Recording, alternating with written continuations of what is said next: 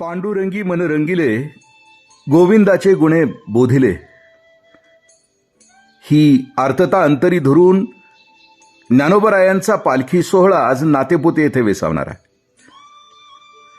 तर तुकोबराय सराटीमध्ये विसावणार आहेत. ज्या भाविकांना येता आलं नाहीये ते हळूहळू या सोहळ्यामध्ये सहभागी होत आहेत. आज माऊलींचा सोहळा शिंगणापूरच्या महादेवांच्या समोर होऊन जात आहे. त्यांची दृष्टादृष्ट होत आहे आणि हे दोघेजण एकमेकाकडे पाहून मंद स्मित करत आहेत. कृपा कटाक्षे न्याहाळिले, आपुल्या पदी बैसविले, अशी अवस्था आज वातावरणामध्ये आहे. शिव आणि वैष्णवांचा हा नजरभेटीचा उत्सव अंगावर रोमांच उभे करत आहे. या सबंध सोहळ्याची भव्यता आणि दिव्यता या वारकऱ्यांच्या मनामध्ये असलेल्या विठ्ठल भेटीची अति ओढ दाखवत आहे. वारकऱ्यांच्या मनामध्ये परमप्रियाच्या भेटीची उत्कटता कशी असावी याबद्दल तुकोबराय विचारतात. काय मी उद्धार पावेण, काय कृपा करील नारायण, ऐसे तुम्ही सांगा संतजन, करा समाधान चित्त माझे. नामदेवराय सुद्धा अर्थतेने विचारतात. पांडुरंगाच्या भेटीसाठी भेटसी केधवा माझी या जीव लगा. माऊलींची विरहिणी तर भेटीसाठी उत्सुक आहे. माऊलींच्या विरहीतून मिलन आणि विरह याची एक उत्कटता आहे. या विरहिणीमध्ये नात्यातील समरसता आहे, तरलता आहे.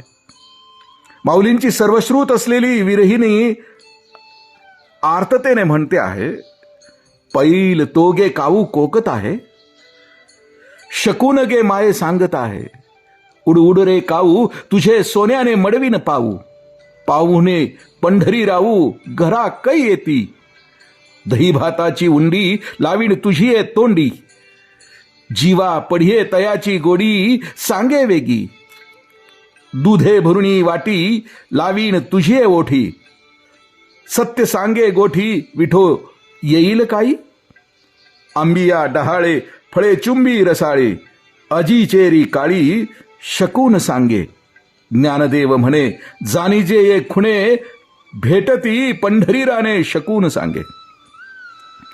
वारी सुरू असताना समोरच्या झाडावर बसलेल्या एका कावळ्याचे ओरडणे माऊली ऐकत आहेत.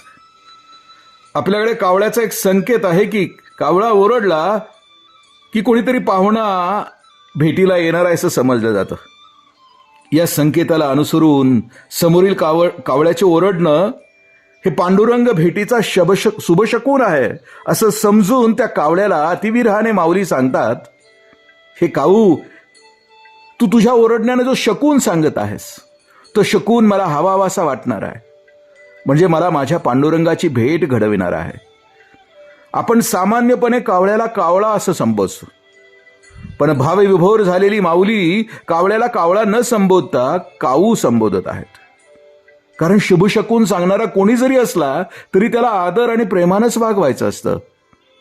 आपल्याला हवा तोच विठ्ठल भेटीचा संकेत काऊने सांगावा म्हणून माऊली या काऊला वेगवेगळी प्रेमळ प्रलोभने दाखवित आहेत. त्यापैकी पहिले प्रलोभन आहे, मी तुझे पाय सोन्याने मडवीन. वास्तविक कावळा हा पक्षी फारसा अगत्याने लक्षात घेतला जात नाही, पण इथं कावळ्याला दिलेला सन्मान हा माऊलीच्या अंतःकरणाच्या अपारपणाचं रक्षण आहे. ते दर्शन आहे. माऊलींचा जो व्यापकपणा आहे त्याचं दर्शन आहे. माऊली काऊला म्हणतात, हा शकून तू सांग, मी तुझ्या तोंडाला दहीभाताचा लाडू करून लावेन.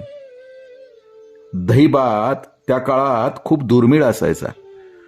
माऊली काऊला ते देऊ करतायत. भेटीच्या या शकुनासाठी दुधाने भरलेली वाटी काऊच्या ओठास लावण्यासाठी ते उत्सुक आहेत.